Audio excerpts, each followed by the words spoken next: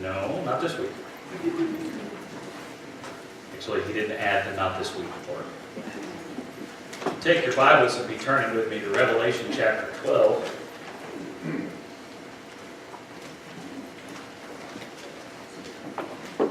While y'all turn there, I'll light these. I'm afraid to light them, before the service because I'm afraid we'll knock them over and burn the place down. So that would be bad. Nope.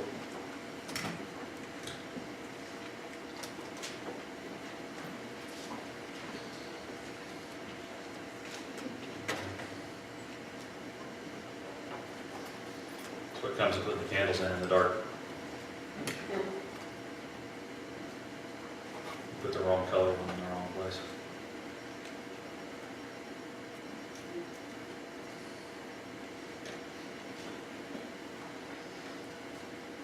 The Advent candle tradition is one that goes back centuries. In fact, it goes back somewhere around 1800 years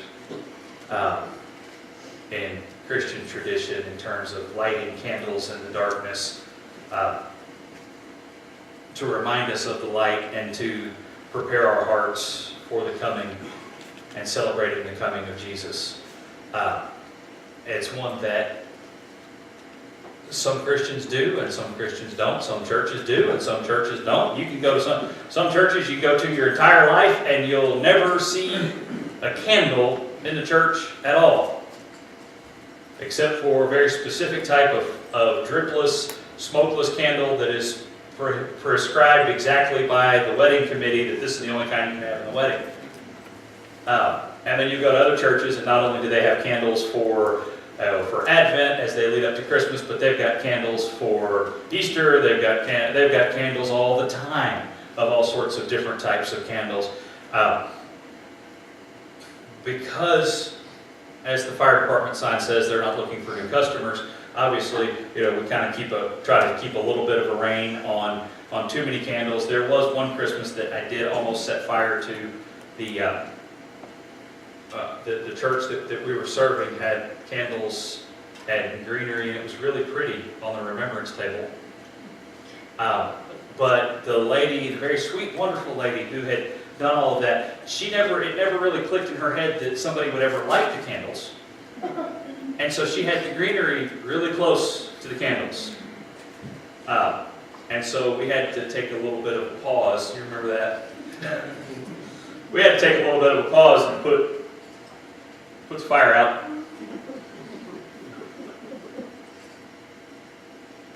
Because sometimes that's just what happens in church. Sometimes things don't go as planned, and sometimes there wasn't any spiritual meaning to derive from that other than when you work between the decorating committee and the pastor and everybody else. If you've got candles, better ask whether or not somebody's going to light them before you put dry pine right by them, because cedar and pine, that stuff goes up in a hurry. And as a public service announcement, water your Christmas trees, even if they're right there. Remember that. Meanwhile, the computer's trying to go to sleep. Might want to mute that since the video didn't work. Thank you. But we light the candle, and they're there to remind us that the light grows and grows. That's why you've got one on the first Sunday, and then you've got two, and then the third one. The pink one is to remind us of joy. Okay, purple is the color of royalty. It's all symbolic, and that's one reason that we kind of shy away from it, because we like to be very plain, and you can kind of get lost in the lighting. And then the white one is for Christ. It's the Christ candle, and we'll light it at the Christmas Eve service, which is, strangely enough, December the 24th. I once sat in a church calendar planning meeting and said, I think Christmas Eve is on the 24th this year. Everybody just looked at me, and then it clicked what I had just said, and I meant to say it was on a Sunday, but that's not what I said. That'll be Saturday night. We'll do that service at 6:30. I would encourage you to come and be a part of that, because we will do candle lighting and just sing some carols and reflect on the story of Christ and the story of Christmas. because I think it's a good way for us to get started on that. If you can't come because you've got family obligations, believe me, I understand. There is sometimes nothing more challenging than satisfying all of the family needs. Once upon a time, we'd have looked out into this congregation and probably every last one of y'all would be part of 3 or 4 generations somewhere along the spread there who have all lived here, and everybody you were connected with lived here. And the biggest thing that you have close to family division about church at Christmas Eve would be, well, some of you were Methodist and some were Baptist. But now some of y'all have family that are hours of travel away and all that kind of thing, so understand that. Please don't feel any guilt about, the preacher said we have to come to church. You don't have to come to church. If you can, I encourage you to be here. It'd be fairly simple, fairly easy to be a part of, because we want to remember, we want to celebrate. And so we light candles, not because there's anything magical about it. We didn't get fancy incense candles or anything like that, but just to remind us that Christmas is about the light that comes into the world.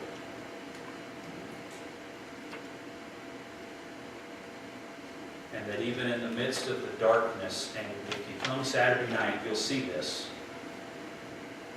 how much light, even in a room this size, even one candle makes. And how we're supposed to bring that light into the darkness around us. Because that's what Christmas is all about. It's not about pies and puddings and cakes and all those other desserts. Sounds like I'm hungry. Even if I am, we're not getting done any earlier today. Oh, don't get your hopes up here. It's about the Messiah and the light that this world needed around us. And that's why we needed. And that's why I've got us in Revelation chapter 12 today. We've got a story here that we tend to overlook. We think, is that really about Christmas? Is it not about Christmas? What is this about? Revelation chapter 12 opens with this. A great sign appeared in heaven. By the way, John's a big fan of the word sign. He does not use the word, when you read John's gospel and he does miracles, John always refers to them as signs because they point the way to something. Throughout the book of Revelation, he talks about signs because they are indicative of something. It's not just that, oh, well, this happened. John is not recounting, oh, and then that happened. He's saying this happened at a reason. A sign appeared in heaven. A woman clothed with the sun and the moon under her feet, and on her head a crown of 12 stars.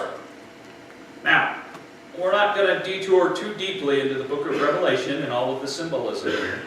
Suffice it to say, if you were to read 12 different books on this, you would get at least 12 opinions about who the woman is or what she represents. Or actually, you get about 3. There's 3 major views. That it's Mary, that it's the nation of Israel, and that it's the church. Or some combination of those. It's probably the nation of Israel.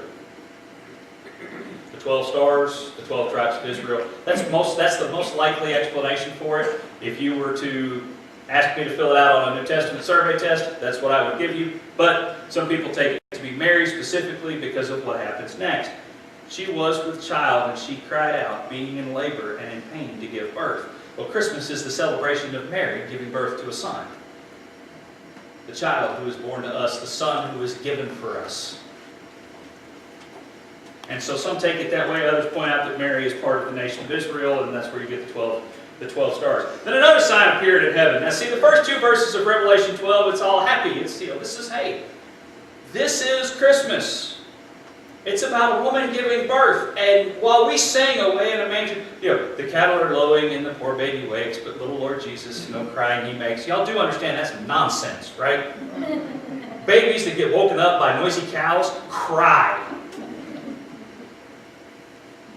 Okay? Don't make, Jesus' perfection is that he was sinless. A crying baby is not a sin. And you would think that you don't have to be told that. But you would not believe the times that I have seen mothers in exasperation take a crying child, a small crying child, Jamie-sized crying child, out of a worship service and just be, I'm so sorry, I can't figure out how to make her stop crying. It's a baby. Babies cry. Yeah, but Jesus didn't cry. Where do you get that from? You get that from a song. You don't get it from Scripture. A crying baby is not a sin. Okay? Now, if the baby is crying because the baby is hungry and you refuse to feed her, you're sinning, but she's not. Okay? Feed the kid.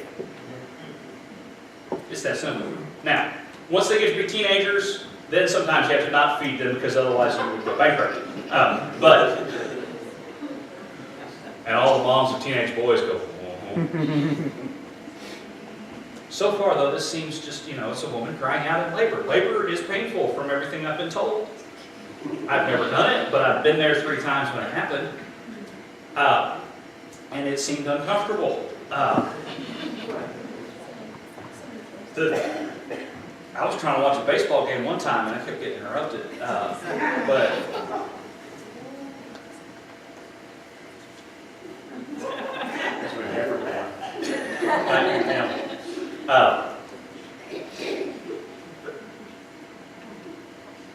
So the woman cries out in labor, and so we think, okay, well this just sets up the Christmas story, right? Then we get verse 3, then another sign appeared in heaven, and behold, a great red dragon.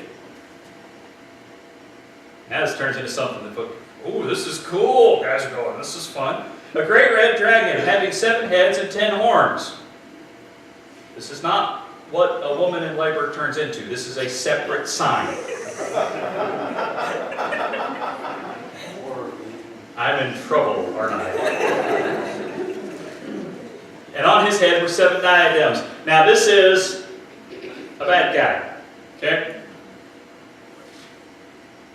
And his tail swept away 1/3 of the stars of heaven and threw them to the earth. And the dragon stood before the woman who was about to give birth, so that when she gave birth, he might devour her child. And she gave birth to a son, a male child, who is to rule all the nations with a rod of iron. Now, when you read the rest of Revelation, you realize the one who rules all the nations with a rod of iron is Jesus. You can find the other symbolism so that you can see that the one with the 7 diadems, the dragon, this is Satan. That's actually made very clear later on in the chapter. We tend to think of that the biggest threat to Christmas was a no vacancy sign at the inn, or perhaps that it was Herod. But really and truly, Christmas was the deciding point in history that defeats the dragon, that defeats Satan. Christmas is that point where God breaks into time, and to get there we have to understand that we can't figure out everything and that we don't understand everything. God had a plan from the beginning and He knew exactly what it was. Christmas is the point at which it's very clear to Satan exactly what it is. Because angels go through time just like you and I do. They may see it differently, they may not experience some of the same things that we do, but angels are not eternal in the way that God is. They're limited. Fallen angels, just the same, and Satan is one of those. And so at Christmas he realizes that this is his defeat, because God's chosen one is coming. And in fact, has come. This is the point at which everything changes over.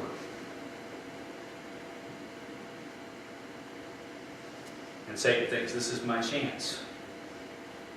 And the dragon tries to slay the baby, and it doesn't work out. You can go on and read the rest of the chapter about how the woman is spared and escaped and all of these things. And some of those prophecies also are reflected, we think, into the future about some of God's work with His people in years to come and in time to come. But the thing we want to take from this is that the biggest threat to Christmas is already come and gone. Because no matter what you may think, there's nothing you can do to stop Christmas from coming. There's nothing anyone else can do to stop Christmas from coming. You see, we tend to think that Christmas is in danger, and if you get onto some news websites that, well, here's more examples of the war on Christmas, and we see nonsense like, oh, you can't have the Bible verse from Luke up on your school door because, people might see that and think Christmas is about Jesus, and we don't want them to think that, even though it's true. We see school districts that have shifted from they're out now, they're not out on Christmas break, by the way. You're on winter break. And folks, words mean something. Although I dare you, next year, go to a school board meeting when they're setting the calendar for next year and say, well, since it's just a winter break, can we just do it all in January? And watch them say, no, we can't do that. Watch even the folks that insist on calling it a winter break say, no, we have to be off school at Christmas. You said it's a winter break. It's not winter yet, not for another 3 days. Why are y'all got to go to school more? It's not winter yet. You can't have winter break yet. If we think that that's the threat, we think that things like, businesses that just put Xmas up in their windows are the threat, and people that say happy holidays. Oh, we went to Walmart and they had holiday shop. Oh wait, no, they went back to Christmas shop because we were all offended and mad. And we think that those types of things are what put Christmas in danger. But they're really not. The danger that Christmas faces, that the celebration of Christmas faces, comes from different places. First of all, it comes from Satan. The dragon still wants to come back and win. Now, he's not going to win. He is already defeated. The dragon has failed. It doesn't mean you don't want to hurt somebody in the process. It doesn't mean that he won't do his best to disrupt whatever he can in the process. One of the reasons that I think when you read Scripture, you see that the world gets to be a worse and worse place until that time that Jesus comes back, is that Satan gets more and more disruptive as he knows the clock is ticking on his ultimate defeat. He wants to do as much damage as he can. It's the much, much worse version of what you get when you get a couple of kids together and they get to play, and then you tell them, hey, in 15 minutes, one kid's going home. And so they create much more chaos in the last 15 minutes than they came anywhere near creating in the first 4 hours. Why? It's just a few minutes left. We've got to do everything that we can. Satan's doing that on a grander scale. There's a few hours left. He knows his clock is ticking. He wants to create as much chaos as he can.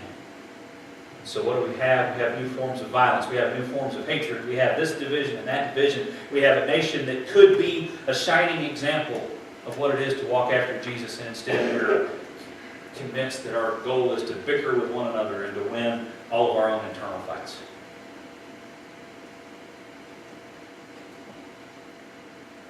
We think that that's necessary, but instead what we're doing is we're playing straight into the enemy's hands. And we're allowing him to cause all of that destruction. Another thing that's a threat to Christmas is false religion. Now, I don't mean the ones that truly oppose Jesus. Islam is a threat to freedom. It's a threat to a free expression of the gospel. It is something that is a false religion that if you believe that, it's a lie. It will send you to hell. Just as Buddhism, Hinduism, and all sorts of other isms, all sorts of other false religions will do that. That's not the threat. The threat is those of us that get all pious once a year,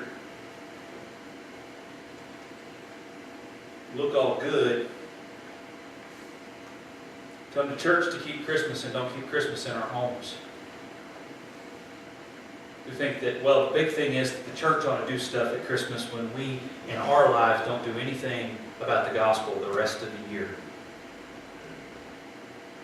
Every one of our homes, I don't think you should keep the tree up all year round. That would look weird.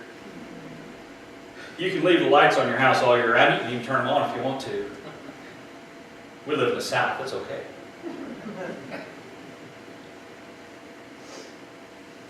But so many of us reserve the joy of celebrating Jesus for the month of December, and then if you came into our homes in April, we'd be all whiny and grumpy and irritable. And please don't hear this as a plea to go ahead and be whiny and grumpy and irritable in December. It should go the other way. You don't have to go around with Merry Christmas on your lips all the year through, but we ought to have the joy of Christ in everything. That unspeakable joy is something that's brought by the one event of Christ coming for us, and it lasts for eternity. And that ought to be reflected in our homes and in our lives all the time. It's the false religion that we tend to carry around where we show up and say, oh, this, for the next 6 weeks, we'll look Jesus-y.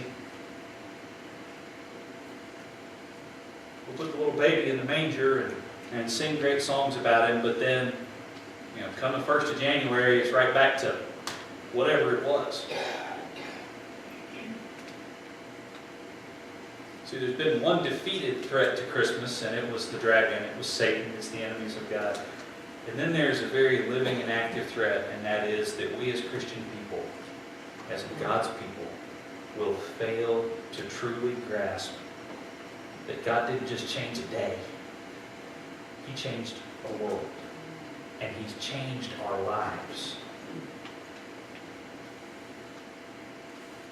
Because when we fail to live the gospel in our actions, our attitudes towards people, when you go to a restaurant this afternoon and you get grumpy and irritable with the server because they accidentally brought you decaf instead of bringing you real coffee, see, there's a difference. There's decaf and there's real coffee. Somebody asked me the other night, we had a thing up here at church, and did you make some decaf coffee? No, I made some decaf, and I made some coffee. Those are two different things. You get irritable because they weren't quite quick enough. Now you can insist that it be done right, but you can do that while still being gracious and loving and being able to share the gospel with somebody. Because we've got to do both. See, the bigger threat to the celebration of Christmas is not that they don't put the nativity scene on the steps of the Capitol anymore. I wish that they would. It's pretty. I hate that they stick it over there on the far wing, as far away from the building as they possibly can. The threat to Christmas is more that there are so many people who claim the name of Jesus who then walk into the state capitol, have a seat in the legislator's seat, and act like they don't know Jesus when they vote on stuff. The bigger threat to Christmas is voters who, when they go into a voting booth, they vote like they don't know who Jesus is. It's people who, when they go into the store and they shop and they buy, and when they do things with their families, they do it as if they don't know who Jesus is. And then we walk in here and we sing about it, but then we go out there and we don't live about it. Christmas doesn't need saved from the abominable snowman. Doesn't need saved from hidden clauses. Some of y'all know which movies I'm talking about there. Doesn't need saved from this or from that. What I think we need to be cautious about as Christian people is to make sure Christmas doesn't need saved from us. That Christmas doesn't need saved from our high-minded attitudes, from our self-righteousness, from us burying the light of Christ far, far away from everything that we do and making it more about, well, we have to do this and we have to do that. For making sure that we win arguments and lose people, not realizing that we lose people. For making sure that we do this and we don't share love with one another. Whether it's inside our families or inside our church family, or with the people that we're around. With the people that you see tomorrow, know that you love Jesus because of how you've reacted to Christmas. And I know it's hard. It's harder for some of y'all than it is for others, because some of y'all, depending on where you work, it gets crazy this time of year. Spent 3 years in fast food and 3 years in shipping. Believe me, I know that it gets hard in some lines of work to be bright and cheery this time of year.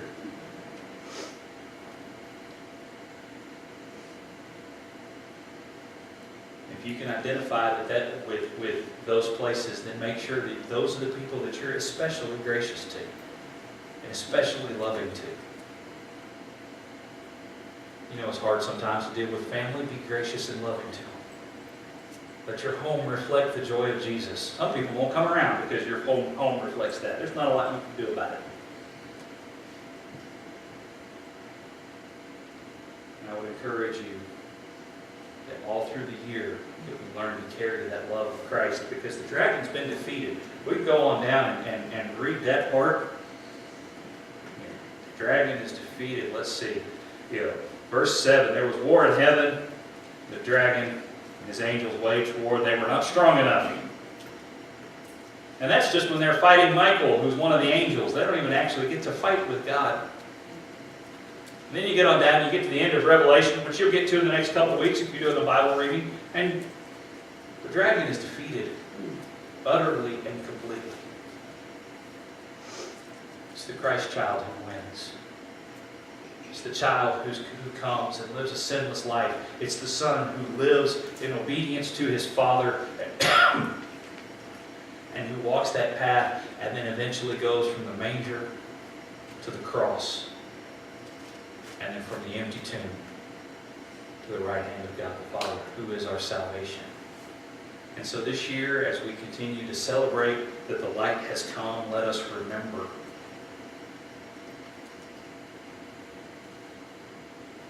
that the real enemy of Christmas has been defeated. Let's not take his place, and let's not put anybody else in his place. But instead, let's celebrate the good thing. Because one of the reasons that I love to light candles and use those to remind us of Christmas is this. Light squeezes out darkness, not by going and balancing it out, but simply by driving it away. Every one of us, if we will carry the light of Christ through our days, it will drive out darkness.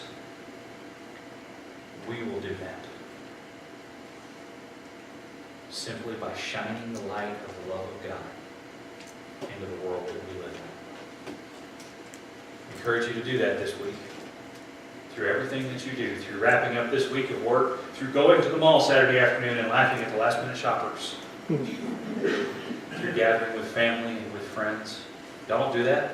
It's hilarious. Prop up by a jewelry store and watch the panicked men. It's great. As you do all those different things, make sure that what you do most is carry the light of Christ to every person that you see in some way, in some shape. Because it's a dark world out there. Amen. But it's only dark because those of us with the light haven't shared it as far as we should. Let's change that. Let's save Christmas from ourselves. And let it be a time that we strike back at the darkness. Will you pray with me? Father, we thank you for this day. We thank you for this opportunity to be here. We pray, Lord God, that you will help us as we try to draw near to you, as we share your love and your light with all we come in contact with. It's in Jesus' name that we pray.